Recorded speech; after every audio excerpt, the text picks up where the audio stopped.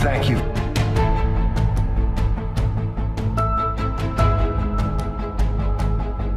We are all Charlie Kirk! It's just awfully good that someone with the temperament of Donald Trump is not in charge of the law in our country. Because you'd be in jail. Damn! Can you believe I was a lefty during that debate? I want to remind the audience. Oh.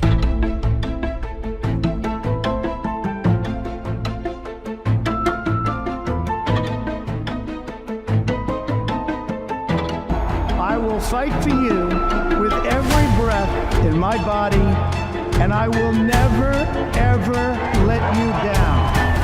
But what do you mean by beta male? A beta male is a male who look like a man but think like a woman, and that's you. Why should your right to freedom of speech trump a trans person's right not to be offended? Because in order to be able to think, you have to risk being offensive. I mean, look at the conversation we're having right now. You know, like you're certainly willing to risk offending me in the pursuit of truth.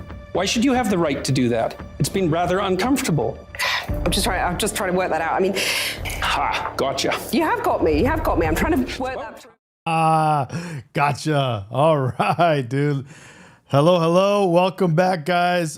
We are live and got a nice little evening show for you. We're going to run through a few things and kick it off soon here and give you guys a little nightcap. You guys ready? Let's get going. Let's do this. What's next? Complain that the Secretary of Health and Human Services has great abs? What's next? Complain that the Secretary of Health and Human Services has great abs?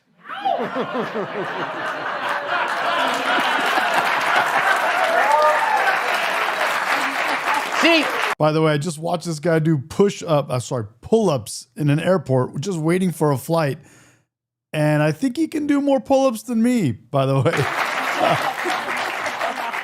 SNL's take on Pete isn't an insult, especially if you imagine Pete himself is watching it. He'd watch and say, yeah, that's me, so what? How are you going to make fun of me next by saying my perfect hair makes orphans cry? That's the thing about being an actual badass. Your critics end up becoming your hype team. They're just confirming the brand. It's like when they called Dick Butkus the dirtiest player in the NFL. There he is. He's like, oh, no wonder no one sent me a birthday card, as he punts a quarterback's severed head into the stands. Look, if the worst thing you can say about a Secretary of War is that you're a scary dude, fine. I mean, it's the same thing we said about this guy. And considering the previous administration's foreign policy clown car, which had all the potency of a Roomba with a dead battery, and the jokesters gave them a pass as well as their invalid boss. Speaking of, what is Joe doing in his free time? The usual. Summon hope and get back up and remember who in the hell we are. We're the United States of America. What the did he just say? I mean, it's not, he can't even say the name of the country he led. I need to see this again. Summon hope and get back up and remember who in the hell we are. We're the United States of America. All right. America got it. Could be the teleprompter's fault. There was no space between America and got it. So he just read it like this amazing, unbelievable new word. It's kind of funny, but it's also really scary. And it raises a question, where was the bold, edgy comedy when Biden's brain had him wandering around like a lost grandpa in the Amazon? I mean, Biden was a gift to SNL, like a Lamborghini, and they treated that gift like he was a pair of socks. So are you telling me with all those writers, they couldn't write a sketch about a senile president that wanders off into the rainforest and mistakes a howler monkey for Janet Yellen? It practically writes itself, like Joe's signature. But now they got a war secretary whose biggest flaw is too much badassery. The man's job title literally has the word war in it. He's not the secretary of stern letters. But they wanted Stuart Smalley, and Trump gave them Hans and Franz instead. But this sketch reveals the pendulum swing of today's politics. that after Dems spent years decriminalizing everything short of cannibalism, handing out sanctuary to criminals like they were running an Airbnb, eventually you get a Secretary of War whose strongly worded letter comes in the shape of a guided missile. Look, deterrence isn't complicated. Public punishments and public permissiveness are the same concept, just opposite forces. One says, don't even think about it, and the other says, just do it. Sinking fentanyl boats is a message, but so is giving criminal aliens 20 chances to reoffend. And you can almost sympathize with the criminals. They used to think America was fine with drug running, but now you're blowing us up. That's not fair. For years, the Dems treated criminality like it was another lifestyle choice. And now we got a guy who wakes up in the morning thinking, how many narco boats can I vaporize before lunch? And really, there is no harm in bragging about it. In fact, bragging gets the message out. And that message is no más, amigos. No more. Which is Spanish for your boat is on fire.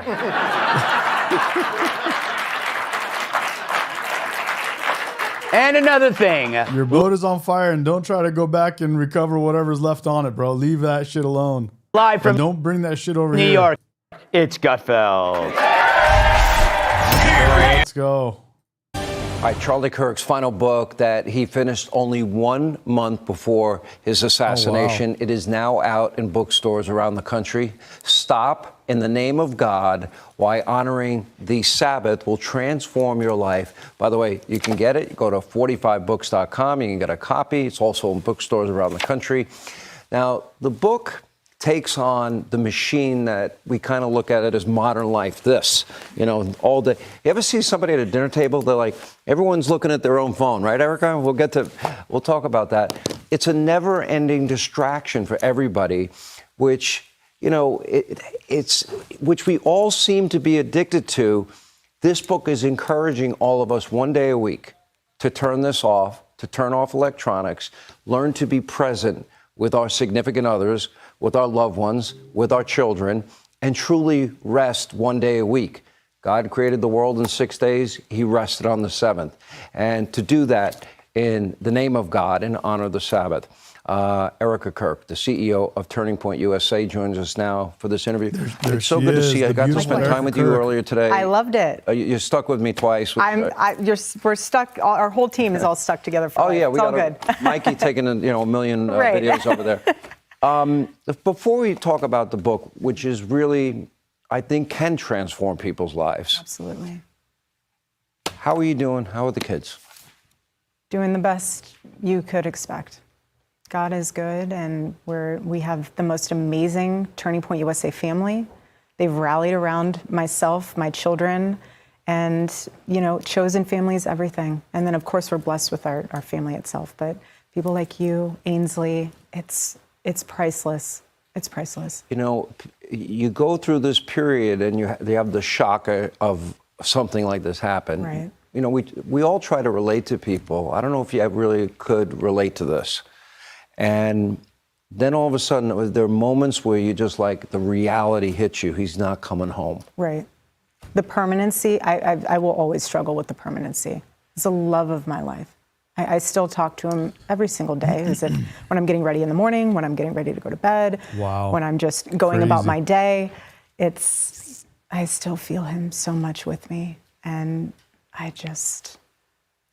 again, the permanency will never settle in. We talked a little about this on radio today, but when you think of heaven, and as a Christian, I believe in heaven, Jesus on the cross says to a person to his left, this day you will be with me in paradise.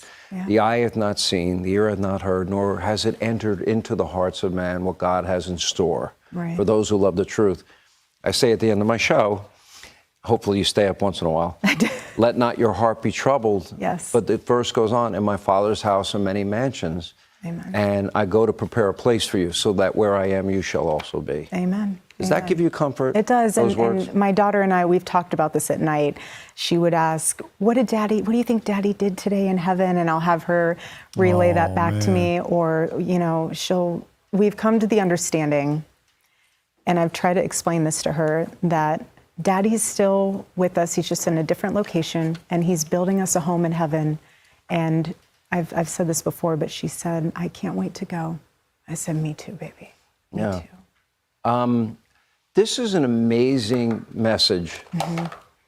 I actually as I was reading the book, as you can tell, I'm the same way. I tore up Charlie's book. I'm the same way. But I read every page of it. First of all, he's a biblical scholar, which was beyond impressive. Phenomenal. I mean, I would think any scholar would be impressed by the scholarship behind this. The second thing that stood out about Yeah, Lee, I'm definitely feeling that. What's up, Jay Peterson? What's up, Random?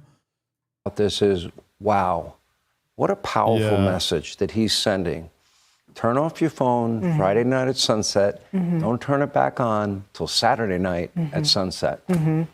I think that it could be shocking to most people. How did it work in your life? Well, let me just explain first how much time and effort went into this book. Charlie he didn't write this book without doing what he's talking about in this book. That's not the way he operates. He learned as much as he could about this topic. We have over 50 books on our bookshelf about the Sabbath. He wanted to know it so deeply, and he saw the fruit of what it was like to actually detach from the world, stop the noise, stop the scrolling, and just put pause on everything and focus on your family. And he was, at first, it was started with an hour, 2 hours, but then once he fully incorporated it into his life, he totally elevated. He became a next level husband, which I didn't even think was possible because he was already so incredible to me and the babies. But I saw how this changed his life. And it's something so simple, just turning your phone off or detaching from TV or your daily life and just taking a minute to pause and breathe and understanding how important family is. Yeah, Random, I feel that, bro. I don't have kids either, but, I get what you mean. It's kind of a meditation, bro. It's kind of a weird thing to do that these days. Nowadays, you turn your phone off, it's like this big old crazy thing. What's up, Kev Dog? State Line, what's up, buddy? So it is a wild thing to think about turning your phone off. I was going to also talk about reading books. Charlie Kirk read lots and lots of books. And as a result of that, I'm reading a lot of books. I'm reading books that I believe Charlie read, definitely authors that he read, because he mentioned Thomas Sowell and Milton and some of the others. But I'd love to know which books he read actually, and see if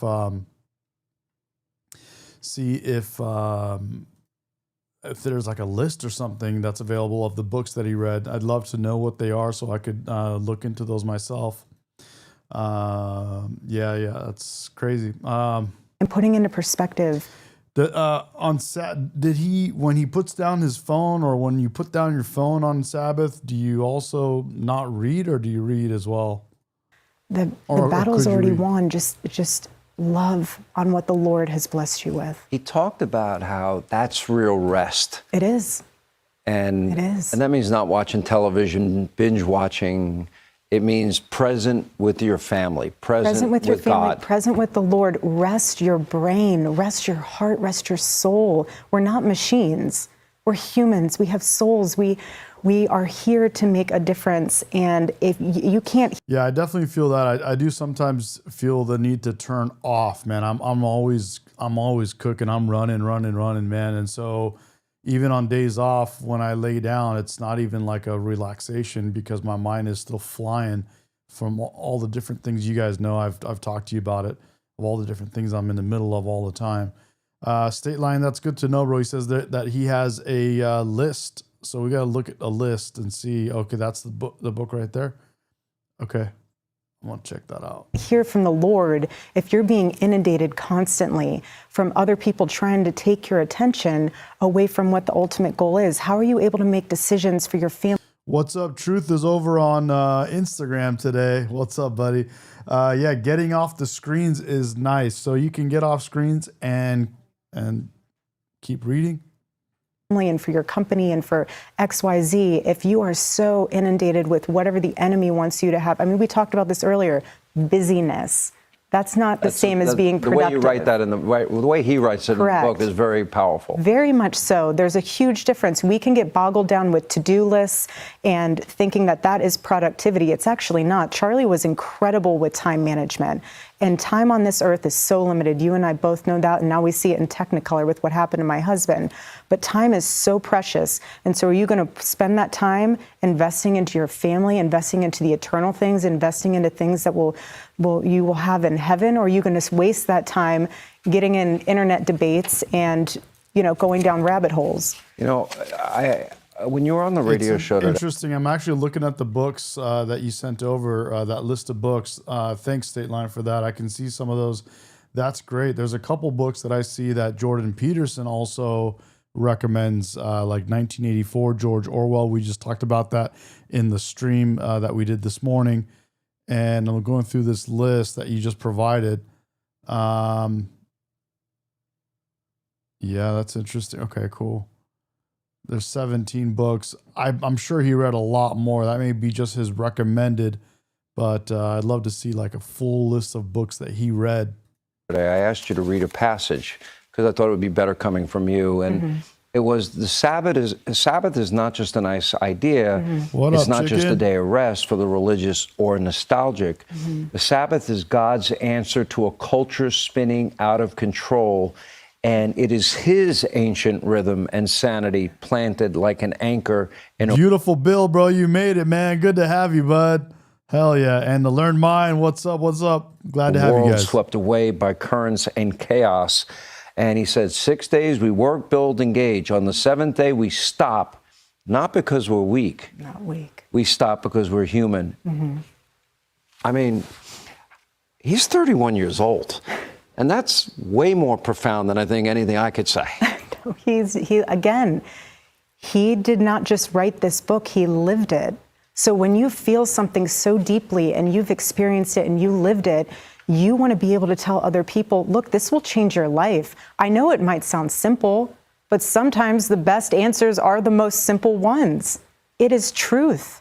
And he, again, our whole team knew on days where he didn't get a full Sabbath and did, because he just was so locked in, and he just, again, was the most incredible man. But this just took him to a whole new level. And it was in a way where you would look at him and be like, whatever you're doing, I want to do. And he's like, here. And this is his final message. This is what I'm trying to express to people. This is Charlie's last book. So people can write books all about my husband and what he believed and what he said and analyze his videos. These are his words. And when you read them, you feel him come to life. It's powerful. It is very powerful. And it really caused me, as I read it, again. I agree. Beautiful Bill. She's definitely beautiful, very beautiful person. And she's trying to sell her husband's last book. It says here, someone said, if you say that about, before that, this lady, this is Noise Like 123 said, this lady should have stayed off the television for a good year. She should have gone, she should be home grieving. It's unfortunate that she put herself right in the camera. I think it was important for her to do that. I think it was a big deal for her to go and stand up and be strong and do what she did, and sort of carry the baton that Charlie passed on somehow. Because I'll be honest, the other people that I see in TP USA and whatnot, I think they're great. I don't think they were able to do or to kind of continue, that movement as much as she has. And or maybe with the kind of energy or with the effect that she has.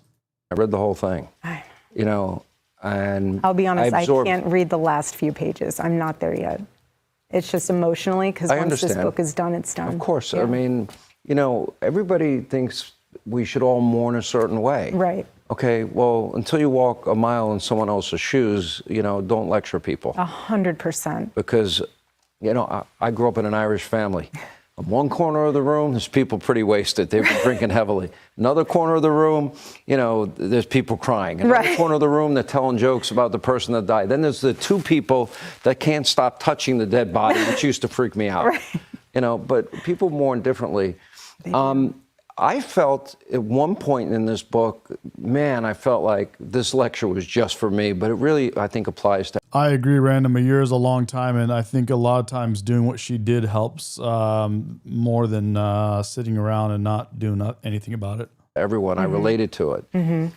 He gives you, it's sort of like a salesperson, overcoming objections. Right. He gives you every excuse your mind can think of not to do this. 100%. And I'm like, check, check, check. Right. You don't have the time. president may call. Right, exactly. You know? don't have time to do this. You have kids' soccer games. No, he goes through all of it. And he says respectfully, it's making adjustments, not excuses. Yeah. Guys, thank you for subscribing. If you're not subscribed already, go ahead and hit that button.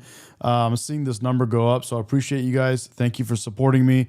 I do this live show typically every morning and every evening, so I appreciate you guys subscribing. After all this happened, you know, I knew Charlie more on the political side of him, but the most important part of Sean Hannity is the personal, private side that has been hesitant, never wanted to proselytize. And especially as I've gotten older, my faith has grown stronger and stronger. And after this happened and he was assassinated, you know, Ainsley, for example, and myself started watching videos of the two of you. Yeah. And one really stood out about how Charlie would always ask you and you would ask him. Kev Dog, what's up, buddy? Kev Dog says, thanks for not banning me from this page at the peak of my TDS. he says, I quit weed and now I'm trying to get a new engineer job. Great White Hope, baby. The Great White Hope. The Great White Hope. The Great White Hope, bro. Dude, glad to have you, and thanks for the good message, man. Him, how you can serve each other. You know, in a lot of marriages that go wrong, it's, well, she won't, he won't, horrible cook, whatever. Right. Right? I want to play with a little of that. Sweet. Charlie and I check in with each other every single day. How can I serve you better? What can I do for you to make it better when you get home? Is there anything that you need me to have ready for you when you come back from the office or this trip, XYZ? He asks me the same thing if I'm out doing something or even if I'm out with the kids. What can I do? How can I make your day better? You're a team and you guys are not at ends with each other. Work together, communicate, and grow together as equally yoked partnership. I think there's a lot of deep meaning in that and a lot of lessons for couples to learn. Can you give us more detail? What did it mean for you to serve him and for him to serve you? Because I often joke, why did they take away love, honor, obey? I'm kidding. I'm not Bam Bam. I'm not Fred Flintstone. Who is it? Is that Chicken looking for the beta button? Here, bro. I'll hit it for you, bro. Beta. Beta. But what did it mean to you?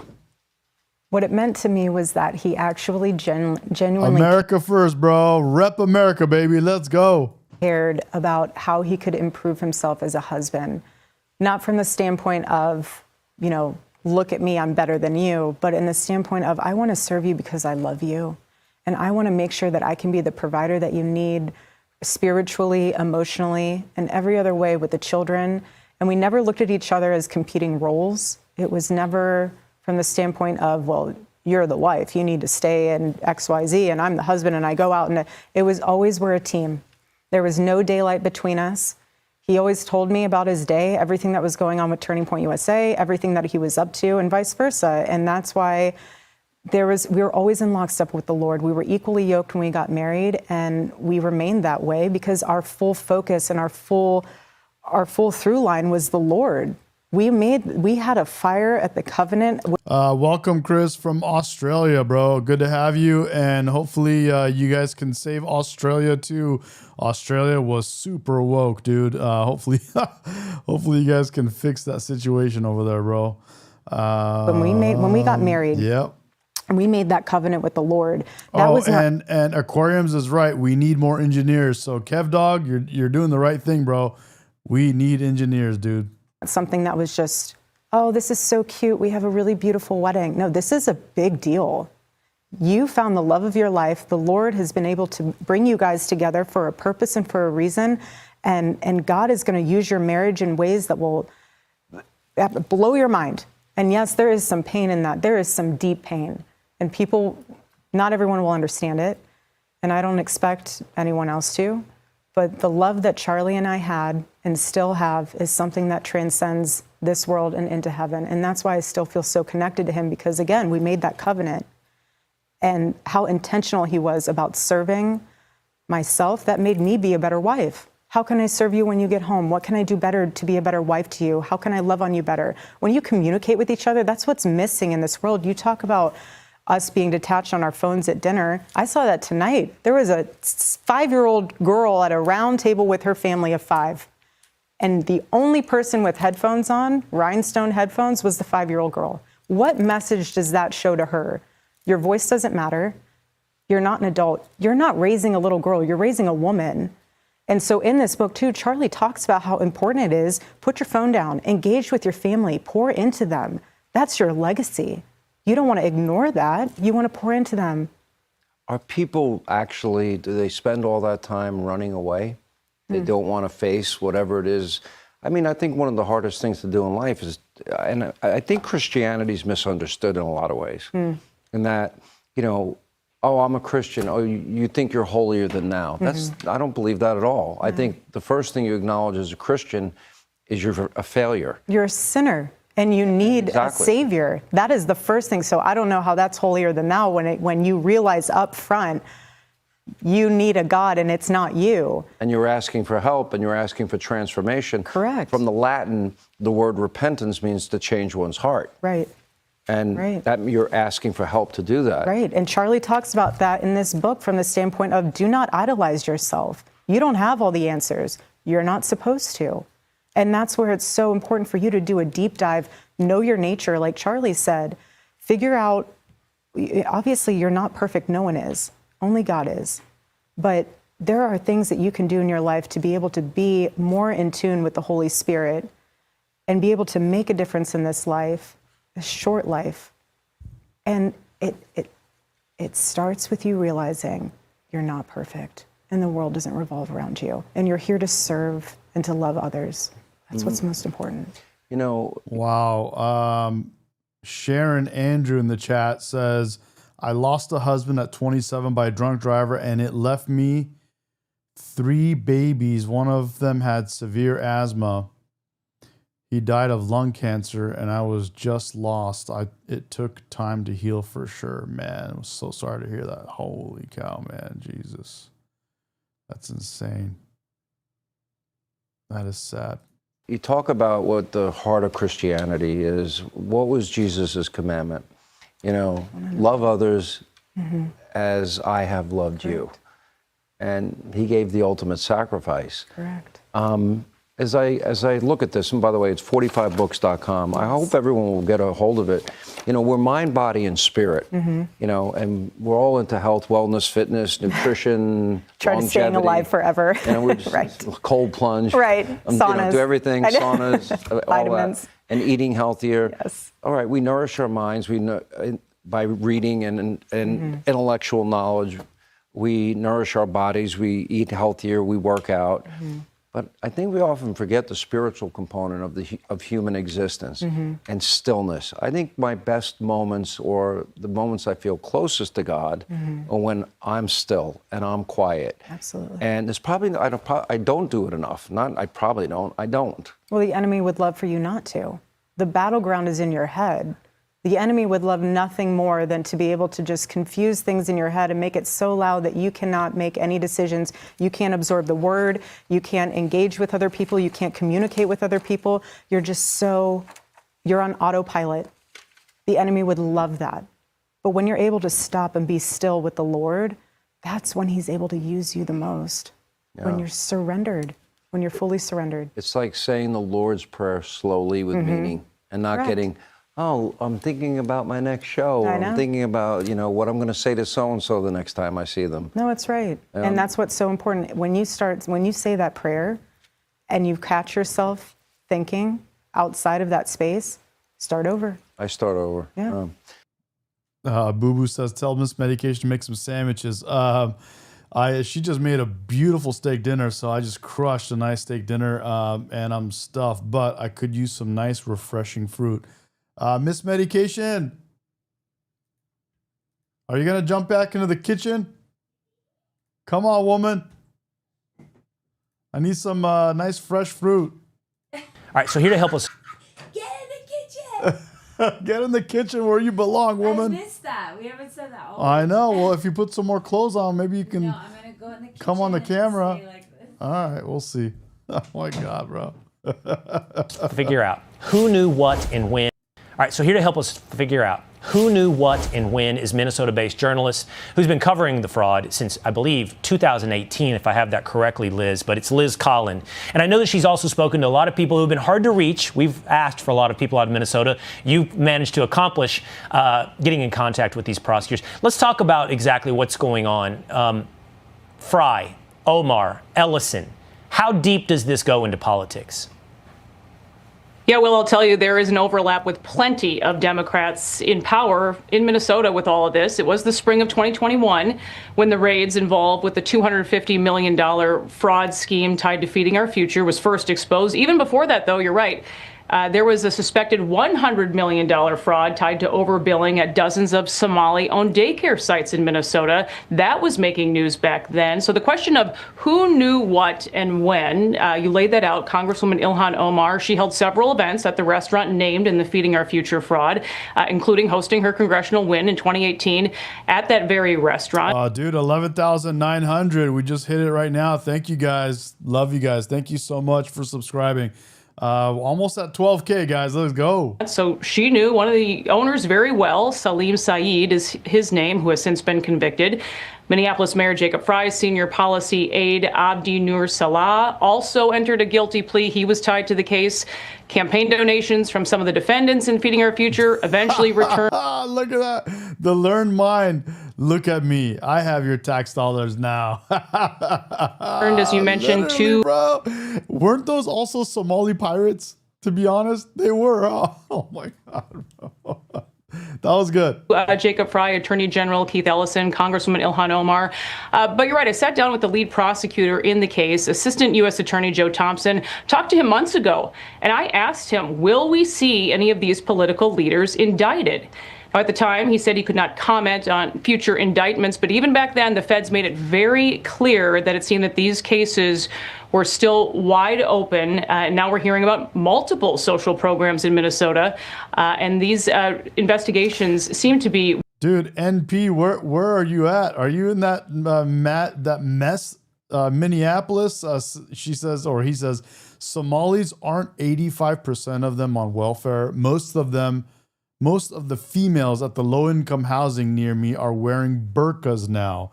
Yeah, bro. So it's come out that some sources said 88% are on welfare, some sort of welfare.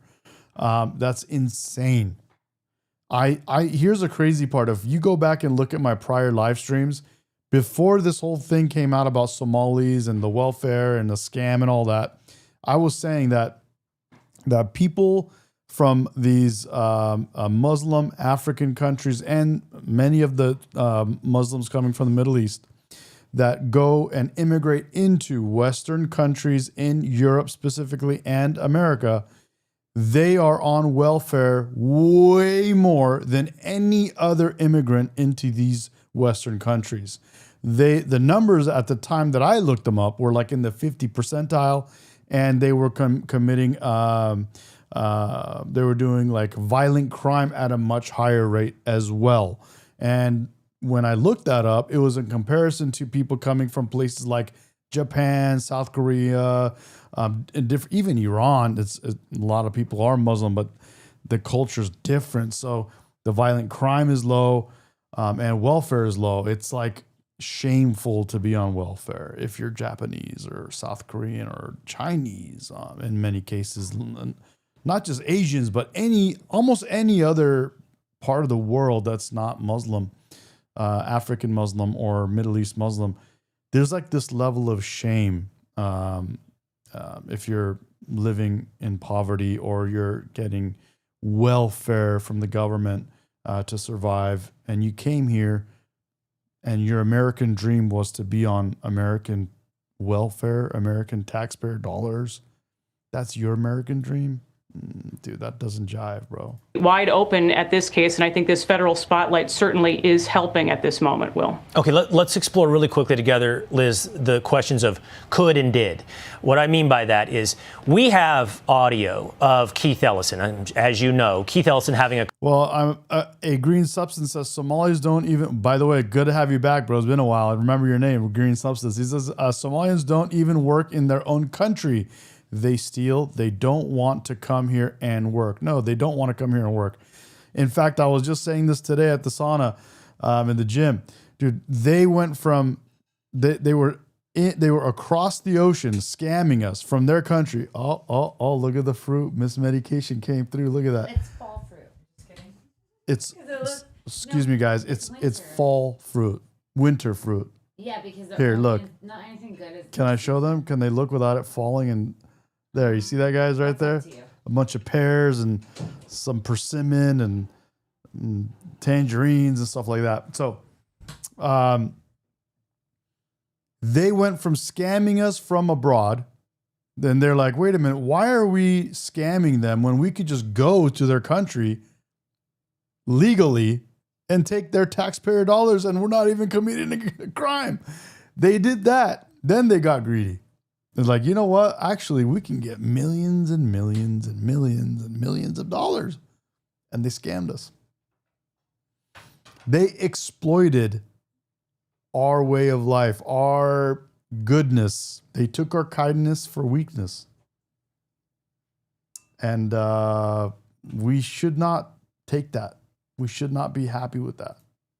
A conversation with many of the people involved in this program wherein he seems to be suggesting that he'll get into any type of investigators off their back. Like if there's any holdup in some of the money going to their programs that were fraudulent, he'll grease the wheels, he'll figure out how to keep it going. They were complaining that people were starting to step in and stop the flow of funds. And Ellison seemed to be saying, well, where? How? I'll figure it out. So the question is could and did. Could this have been to this scale without all of these politicians knowing about it? Mismedication wants to know if you peel your persimmon or not. Like the skin. Some people don't eat the skin. I eat Yeah, some people don't eat the skin. She likes the skin. And did they know about it? For health reasons. It seems at this point, Will, hard to believe that someone did not know about this. You have a state senator, Omar Fateh, celebrating the fact that the money kept flowing. You have a city council member in Minneapolis, also part of that celebration that was actually held. It's on video. There are recordings of that as well. And our reporting dates back years at this point, going over that celebration that took place. Unless none of these people, which I find it very hard to believe, are not talking. Well, you guys are saying in the chat, Democrats are actually pissed about us calling this out. I think that's what I read. And yes, of course, Democrats are pissed about our government finding out about all these NGOs, non-government organizations that get money from our government. USAID, Democrats are pissed. Why? Because their spouses, their wives and husbands, in many cases are the beneficiaries, are maybe not the beneficiaries, but a beneficiary, one of the beneficiaries of these NGOs and USAID nonsense about what is this LGBTQ tour buses in, I don't know, Uganda or I don't even know what it is. I just made that up, but you know what I'm saying. To each other at all. And now you also have these whistleblowers that have come forward recently saying that they went to Governor Tim Walz 7 years ago when he first came into office, and they wanted to bring these red flags to his attention, and they say that they were met with silence. So we're seeing that now on Medicaid funding perhaps being cut if Walz doesn't take this more seriously, according to that letter that was sent from the federal government. Oh my God, bro. Random says, I don't like the skin because I don't have all my teeth anymore. And that's hard to chew. Come on, bro. Stop it, dude. Oh, dude. And then Sam says, circumcised persimmons only. Bro, When she makes me persimmons, she puts the skin on it because she thinks it's like healthier like that. So I don't know if you could even see that, but yeah, so on Friday, but we have multi-billions of dollars in fraud in Minnesota. And again, this has been ongoing for years. So just on a personal level, I've been a reporter for 20 plus years now. At this point, I've been talking about Democrats and them not wanting us to find out about the fraud. Did you guys see that Ilhan Omar's income in the year that was the highest amount, the highest dollar amount of fraud in Minneapolis, Minnesota? That year was the year that Ilhan Omar went from making like that being net worth of $100K to like $30 million in 1 year.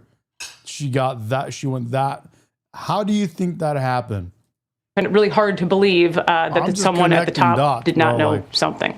Well, I have no doubt, Liz, that you'll be the first to know if that prosecutor, Thompson, comes back and says you will see a Ellison or a Fry or an Omar in cuffs. You'll be the first to know. So we hope you'll come back here and let us know about that. Liz Collins.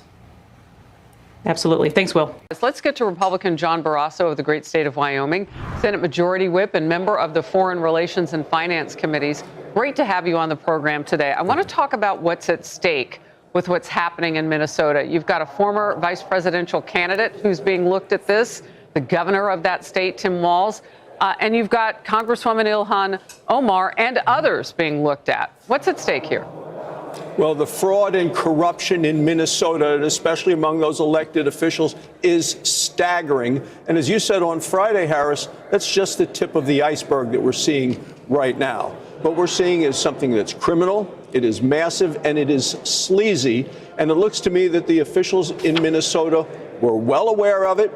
They looked the other way because they needed the votes of a certain community there. It does look like it involves the governor, who's a Democrat, who was the nominee for vice president of the United States. And it also looks like money has been funneled not just to criminals, but also overseas and possibly also to terrorist organizations. And what's making this so sleazy is so much of this money, they did it under the guise of trying to help children and children with autism. They didn't care at all about that. They just wanted more names to put under more fraudulent documents. And then the people in Minnesota, it looks like, rubber stamped it. The money started to flow and they never looked back. This was set up to defraud the American taxpayers. And I'll tell you, we need to go after all of these folks who need to be held accountable for what I believe. Guys, if you're on Discord or you're trying to look for the Discord link, if you just go to Discord and search for Rep America, R-E-P America, you'll find it. That's literally the thing is, this is, it's a discord.gg/Rep America. If you just search for Rep America, you'll find it. I believe is criminal behavior. You know, Senators, you were talking about what was happening. Our detail today that we're drilling down on, one of two of them, is the food programs. I mean, you've got a congresswoman on Capitol Hill right now, Ilhan Omar, whose people in her very own staff, one of whom has already committed and is convicted because they confessed to doing this, that they took $2 million in food that was supposed to help people during COVID and used it for personal benefit. I mean, this is a big deal, reaching all the way to Capitol Hill. What are the ramifications there? Well, there needs to be legal proceedings. You got to go after these people who I think intentionally refused to follow the law, and the officials in Minnesota really didn't go ahead and try to enforce the law. And we've seen this also in Medicaid there in Minnesota with fraud there. We've seen it with the food programs. We've seen it with welfare. Apparently, they were trying to sign up so many people they ran out of names. So went to a website, www.randomnames.com, to make up names. And the money was so random. Big. We understand that some of it went to buy BMWs, Mercedes-Benz. Some of it even went to buy real estate overseas.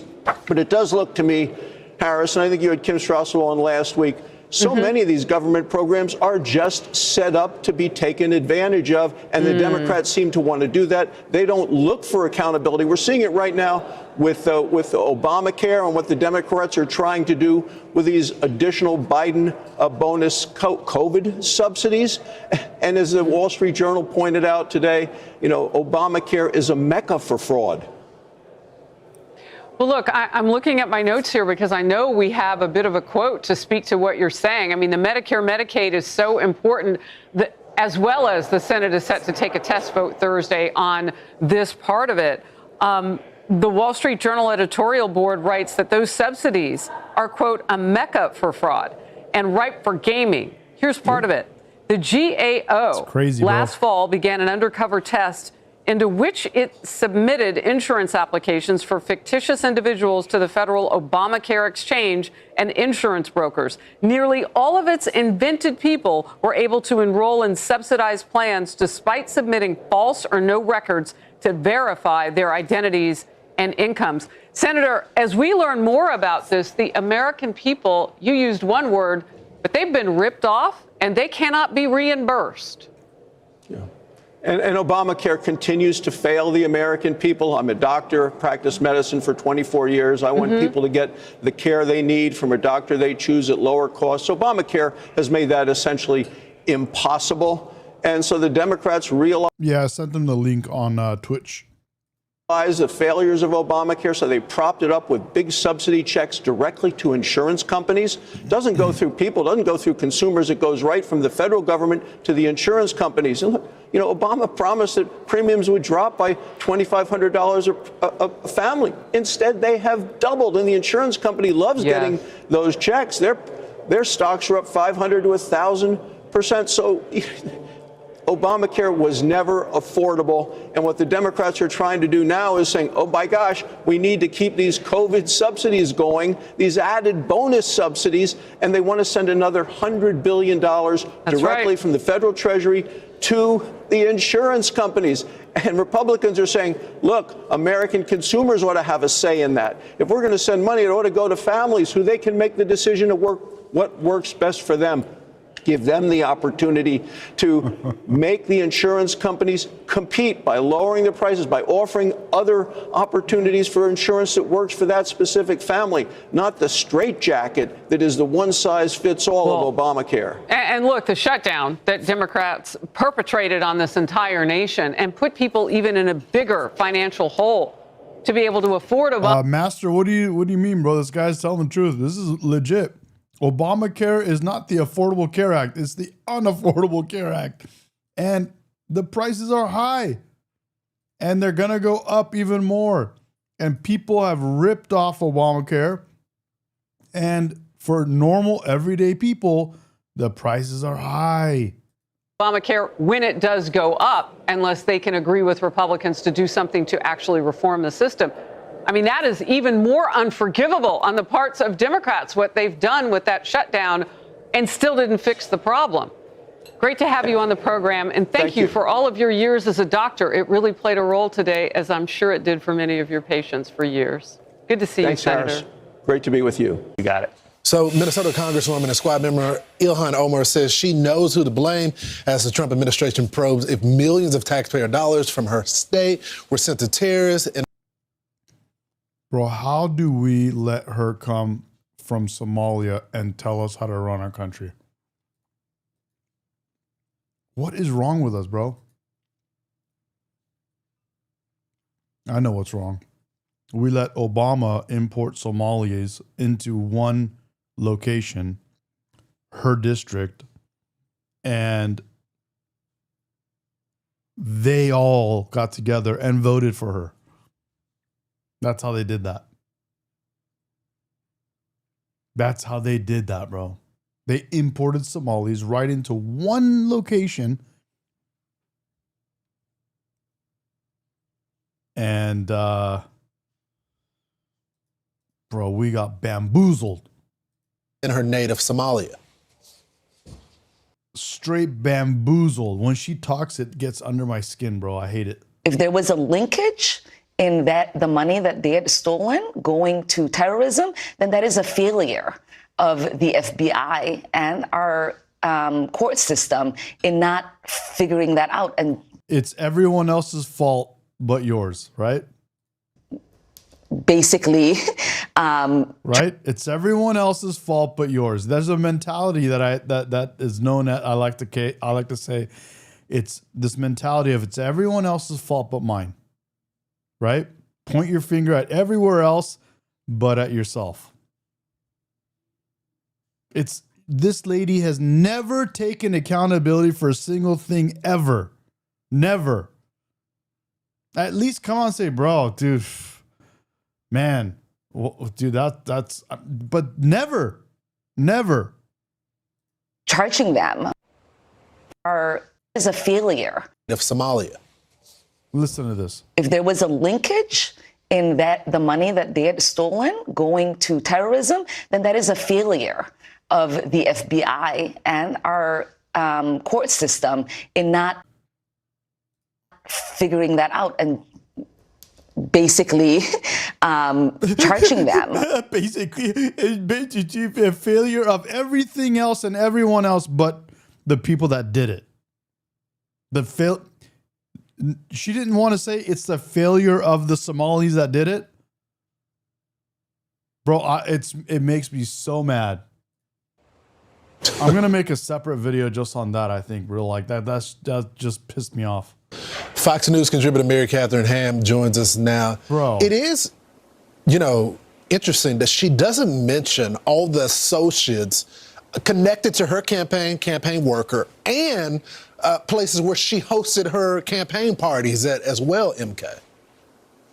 Exactly. Yeah, there also wasn't a denial. That felt like sort of a tell to me. I think she knows much more about all of this than she's let on the whole time. As you allude to, she has plenty of associates, close friends, allies who were enriching themselves off of $250 million defrauded from one program alone, maybe $1 billion in the state. And this is money that would have gone to children being fed, the homeless being housed, and did not. That's what the compassion adds up to. But the fact is that a lot of people were making a ton of money off of this, and she just wants to lay it off on someone else. But ma'am, you're in charge. You're in charge of the district. You're in charge of making federal law and should be interested in checking where federal money is going, especially when it's supposed to go to the compassionate services that you're supposed to be all about. But that's not the situation here, and I think it's true for Tim Walz as well as Keith Ellison, who's on audio, on tape, saying to the folks who defrauded.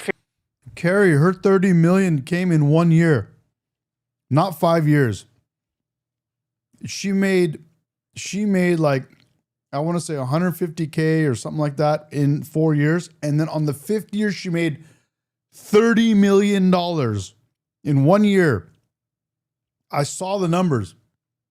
Feeding Our Future, saying, I'll help you out with this. Let's get you out of this investigation. Like, these people were in on it. And that is the major part of this. Tim Walz, they went out to the whistleblower. Well, we're probably going to hit 12K right now. We get 50 more people of the 1,000 people that are watching right now. If 50 of you guys subscribe, I'll hit 12K right now in the stream. And I think that's part of the investigation I'm waiting to unfold. Meanwhile, also happening today, Jasmine Crockett is expected to make an announcement as she weighs a last-minute Texas Senate run after the Supreme Court allowed Texas to use the new congressional district map. That means she's going to be drawn out of her district. They used to allow that to happen with Eddie Bernice Johnson, but they decided to redraw it, so she won't have a seat anymore. Colin Allred is getting out of the race now. What do you make of these developments? Yeah, it's interesting. Obviously, I think Crockett would be a dream for Texas Republicans who can paint her as far too left for Texas. She was running in a D plus 30 points district, like so a very, very, very Democratic district. And she's really good at the showmanship part. All of politics is a reality show now, so she's going to show up at like 11 a.m. this morning and be like, will I or won't I? Bro, we just got, what, 15 right there? Dude, another... Holy shit, dude. Another 30 more? 32 more, dude. Thank you for subscribing, Breeze. Hell yeah, let's go. Let's go, baby. Let's go. Hell yeah, thank you. Good looking out, dude.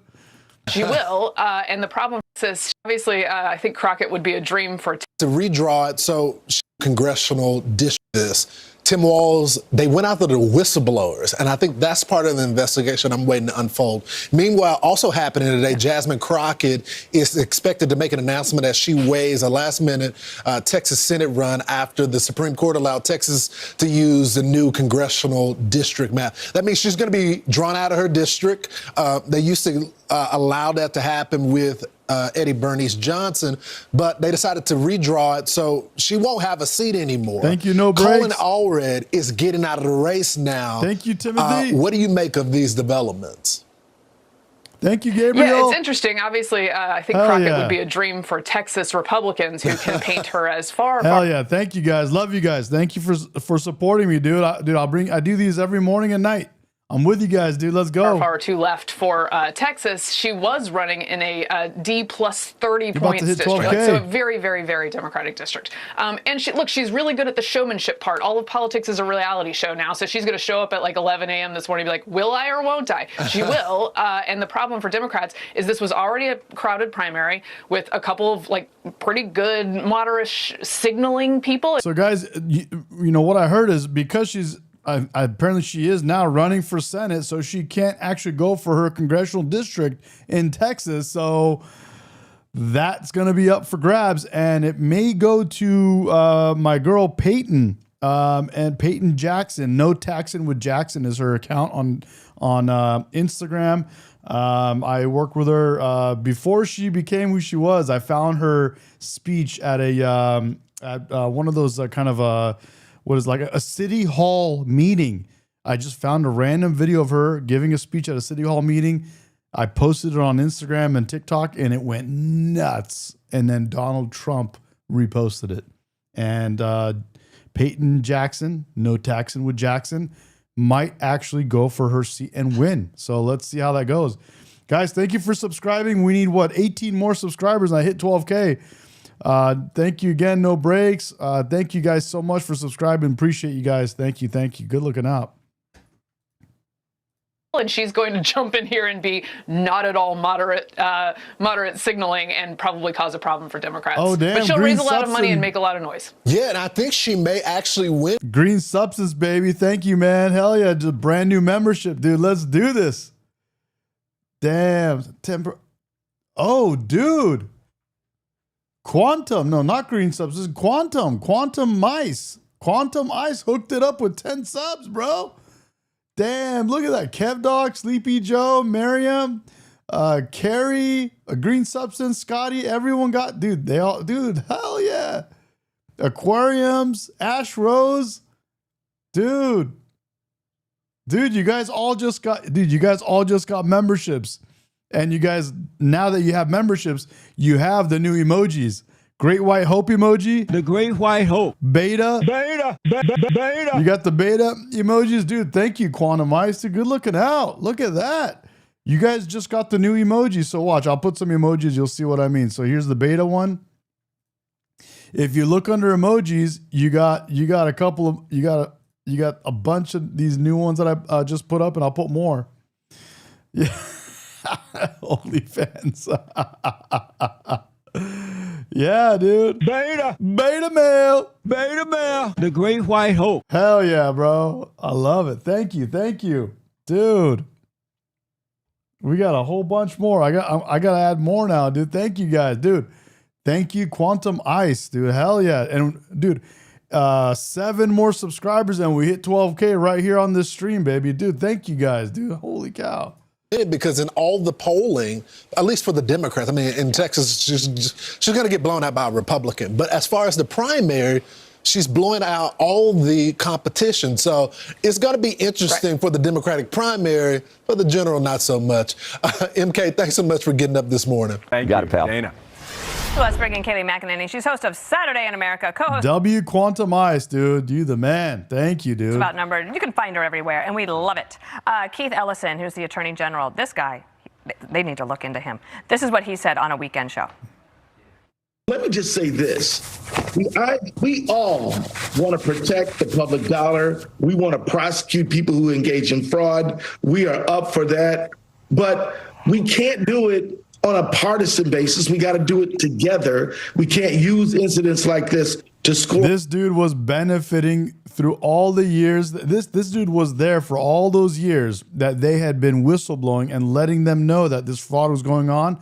This dude did nothing about it. And now that Trump is involved and now that they're getting called out on it, all of a sudden, bro, he's now, oh yeah, we're looking into this stuff. We're gonna do stuff now. For a Come political on, bro. point. But as I pointed out last week on this show and on the 5, so he is the attorney general there, used to run the DNC.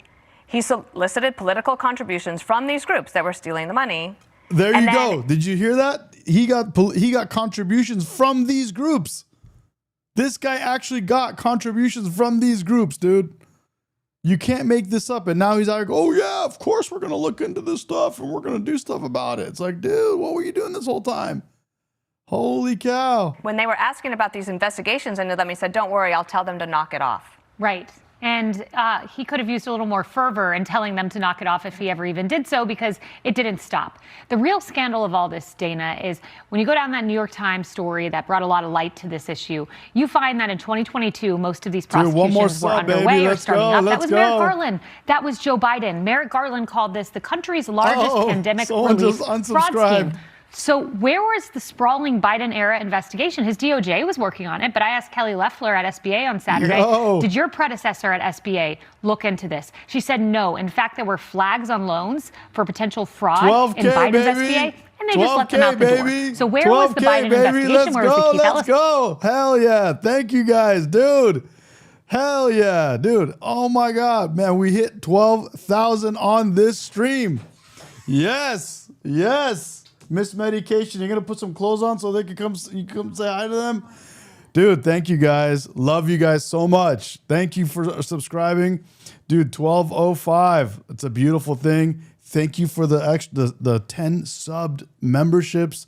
Dude, we're going, we're booming, bro. We're making it, bro. We're doing this. That's 12,000 guys in W. Rebecca, thank you for subscribing. Thank you. That's 12,000 in for 9 weeks, guys. That's a lot. We're moving fast. We're gonna do it, dude. Thank you very much. Thank you so much. Appreciate you guys. Good looking out, dude. Rep America, baby. America first. Let's go, dude. That is awesome. Thank you guys so much. Love you. Thank you for supporting me, dude. Let's go. Let's do this. Hell yeah. An investigation. And you guys are curious, we got 231,000 views on this stream alone. And that's a couple hundred, dude, 12,000 again in like 9 weeks. That's insane. That's a lot. Thank you, nurse. Thank you. Thank you, Gabriel. Thank you, bro. Good looking out, dude. Elizabeth, thank you. You guys are awesome. You guys are really awesome. Thank you. Dude, W you guys, bro. W you guys, every one of you, dude. Thank you so much, man. This was known back in 2022. Ilhan Omar is taking a lot of questions on this. Scott Bessent went after her on CBS Gabriel, on Sunday. have a good night, bro. We'll see you, man. I can tell you that, it's terrible. The Representative Omar tried to downplay it, said, oh, it was very... beautiful bill, baby. It was very tough to know how this money should be used. Yeah. She was gaslighting the American people. When you come to this country, you got to learn which side of the road to drive on. You got to learn to stop at stop signs, and you got to learn the not to defraud the American people. And I interpret that for you. I love that, bro. You got to learn what side of the road to drive on when you come to our country, and you got to learn not to defraud the American people. That's not the American dream.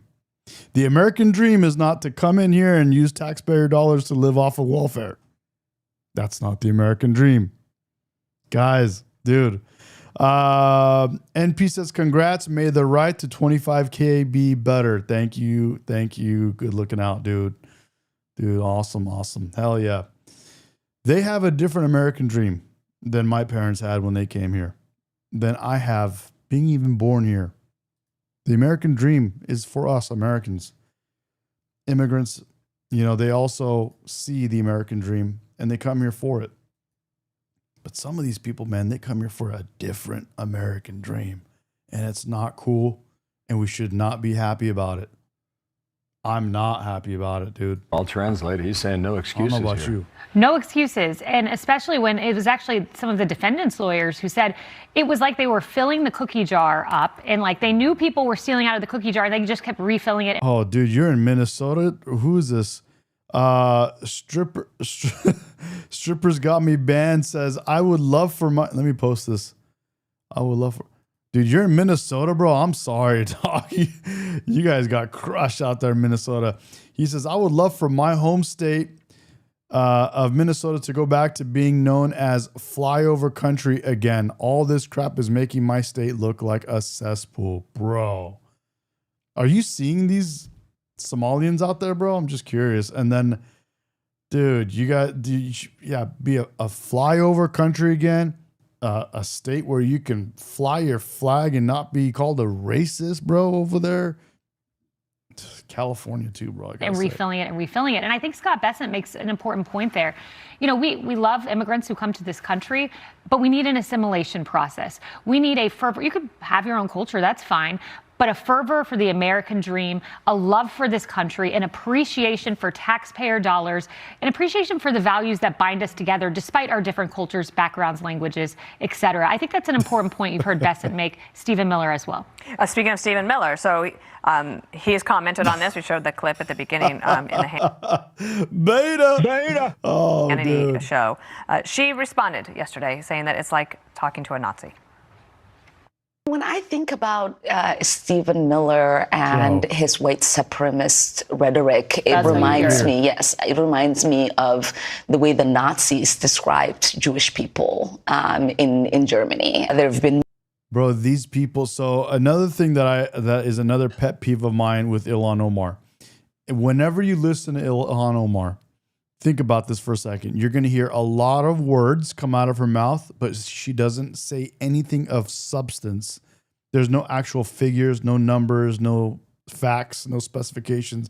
There's nothing. There's nothing. She just calls names and she says things that she doesn't like. She looks down on people. They're all just words. There's no actual substance. Quantumized, exactly, bro.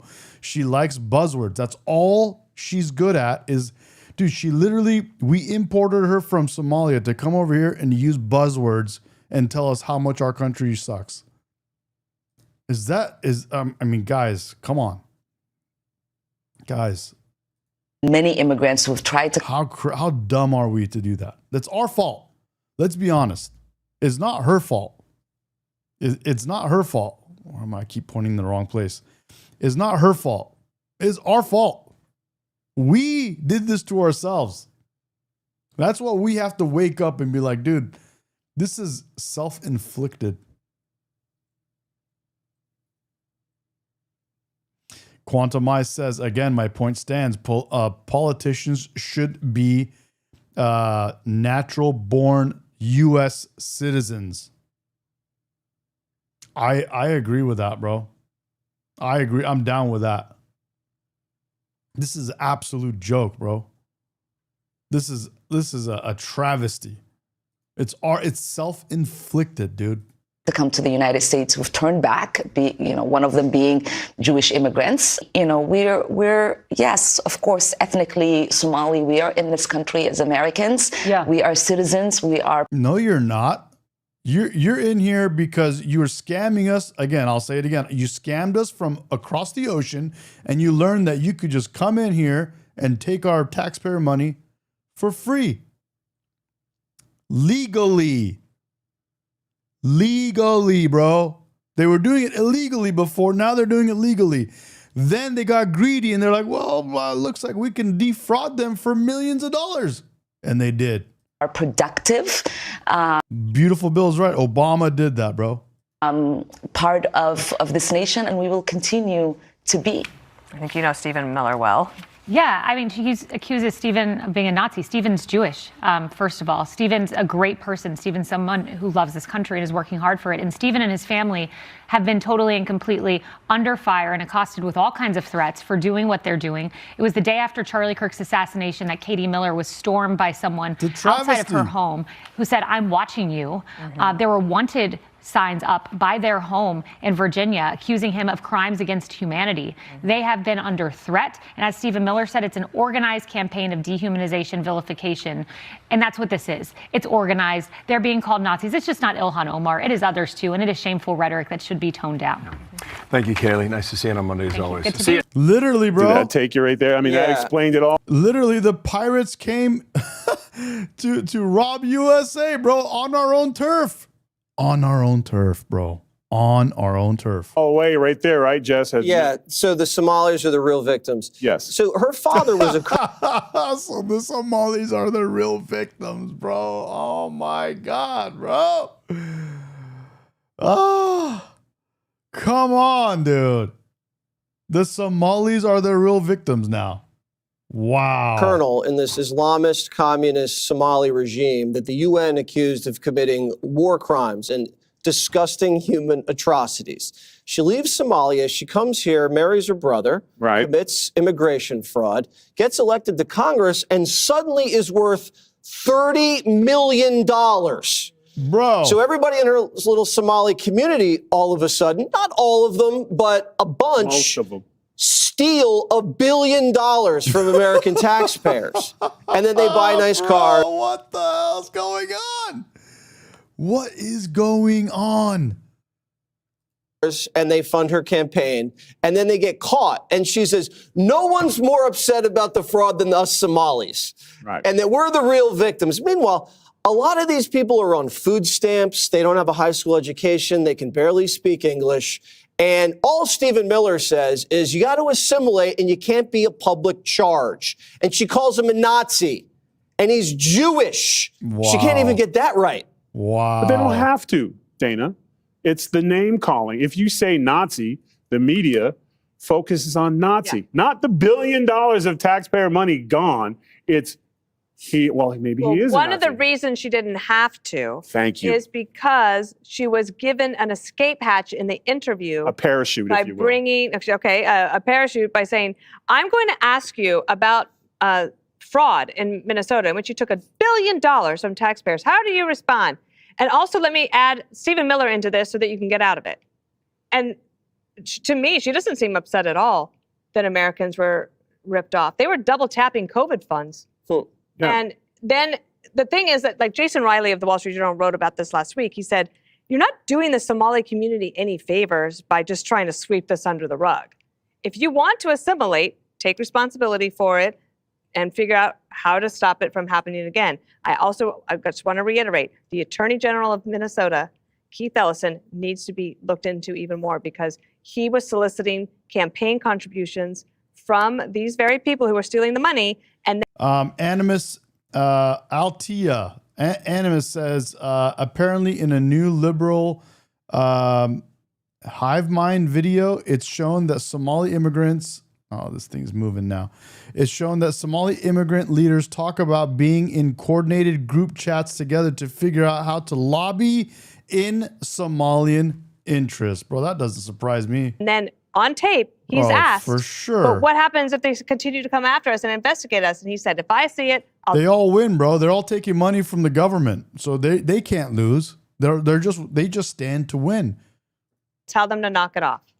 Harold, you will probably relate this to this. What I'm about. I say government, but it's from us, the taxpayers. When we see, in our example, when we see a high-profile brother do something terrible, we are usually the most upset at the individual because you make us. Damn, Keith Ellison was caught on tape. Dang, Keith Ellison was caught on tape telling them he would help them and they would give to his campaign. Of course, all look bad when you do things like this. Here's a situation where she's in leadership. She's probably the most popular, recognizable person representing her cultural group, and there's $1 billion scandal. Shouldn't she be the one leading the charge? Yes. Because you're making us all look bad. She listed off all those groups, Irish, this.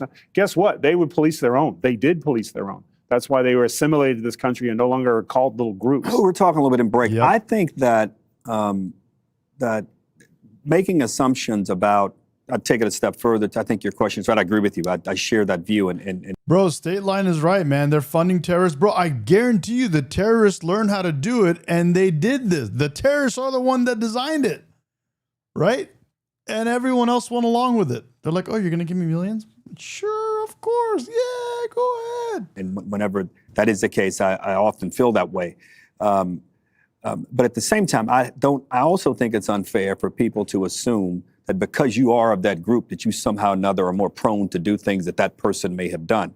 If this is an instance of that, that's one thing. I didn't like her answer. I didn't think it was necessary to invoke Stephen Miller in the answer. I think the answer stands on its own. If there's nothing there, her point was if this is indeed something, then our law enforcement in America should find this out and get to the bottom of it. And there's insinuation that it's hard to imagine how she couldn't have known about these things. If that's the case, then let the investigation fall where the investigation may fall. Learn Mind. I said the same thing. I just did a post on it on YouTube Shorts and on Instagram. Dude, we dodged a major bullet with Trump winning this election. Imagine if Kamala Harris was your president and Tampon Tim was the VP. America would be gone. Gone. There would be no way, bro. Elections wouldn't matter anymore. We would have been done, bro. Dunsky.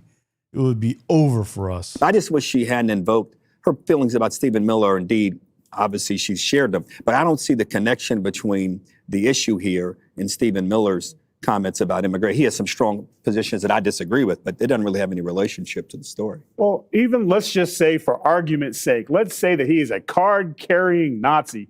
What does that have to do with the evidence that's coming forward? So the Nazis are telling on you? I would expect the Nazi to tell on me if I was doing illegal stuff. That would be the one group that I'd be like, who told on me?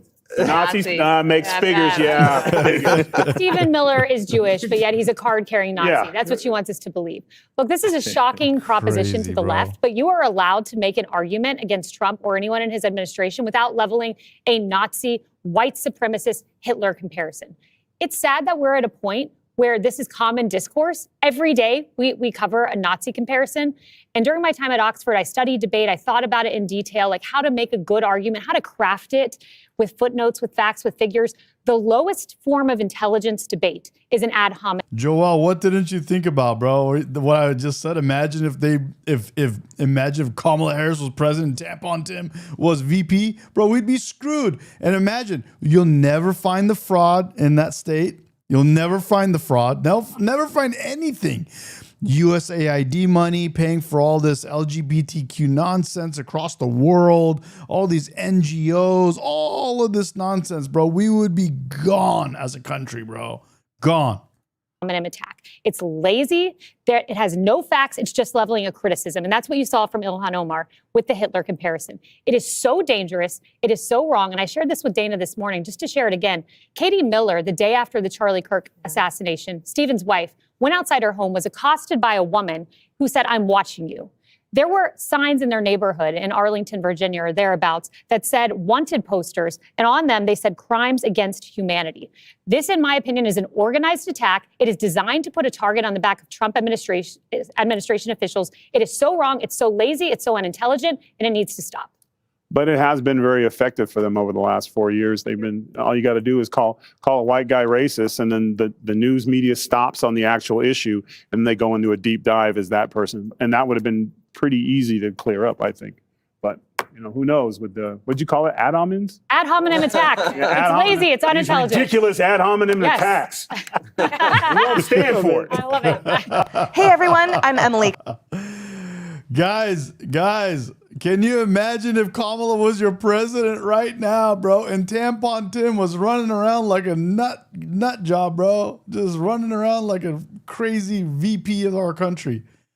We would never find any of this. We would be, bro, they'd be importing more and more people to overwhelm our country. We would never have an actual real election ever again. It would have been over. Guys, that's the end of the show for tonight. Do we hit 12K together? That was a big one, dude. That was a big one. Thank you guys so much. Love you guys all. Thank you for supporting me. You guys are amazing, and I love this. I do this for the chat. I enjoy it so much. I enjoyed talking to you guys, and really appreciate you guys again. I know I've said it 100 times. I'll say it again. But that's the show for tonight. It is 10 p.m. in Southern California, and I'm sure it's late everywhere else. And so really, really appreciate you guys. Thank you guys. Go get some sleep. We'll be back on tomorrow. Love you guys. Have a good night. I'll see you. Bye-bye. Oh, where's our little outro? See you guys. Have a good night. And should I do this one? Let's do this one. We have a president who actually fulfilled the promises he made during the campaign, securing the border to foreign policy. She now has a record as president that's pretty damn impressive. We are all Charlie Kirk! Why do you blame the Biden administration? Because they let him in. Are you stupid? Are you a stupid person? Because they came in on a plane along with thousands of other people that shouldn't be here, and you're just asking questions because you're a stupid person. In that same year, you had the left side destroying Teslas, destroying Tesla buildings, committing violence. And they used the other pen and everything. He didn't approve this stuff. They want to take away my freedom because I will never let them take away your freedom.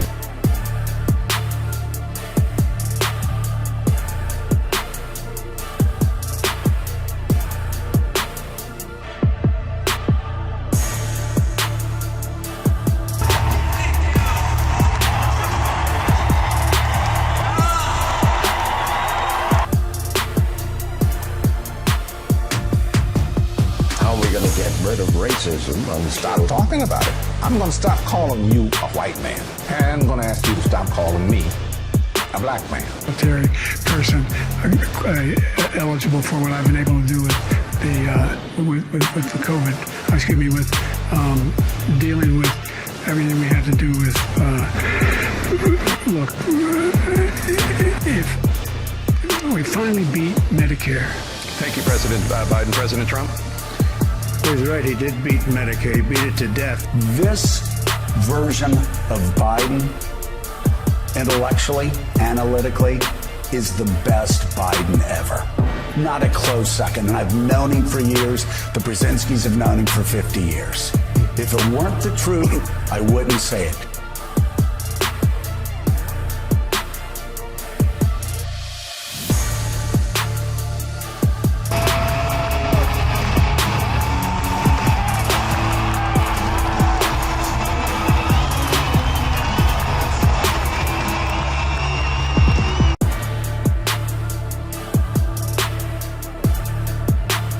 They want the Statue of Liberty back.